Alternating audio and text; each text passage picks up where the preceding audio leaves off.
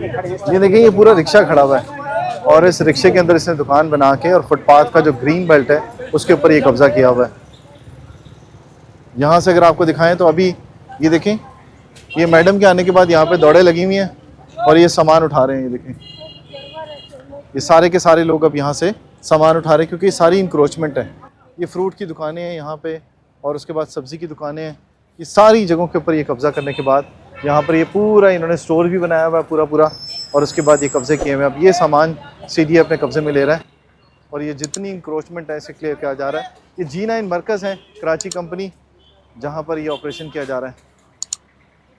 ये हमारा तो जारी कर इसने ये भी लगाया हुआ है। उसके बाद यहाँ पे ये फ्रिज भी रखे हुए हैं। इधर आए मैं आपको दिखाऊं, ये सारा इसने यहाँ भी रखा हुआ है और पीछे भी सारा सामान रखा हुआ है। इसका ये कैंसिल हो गए सारे।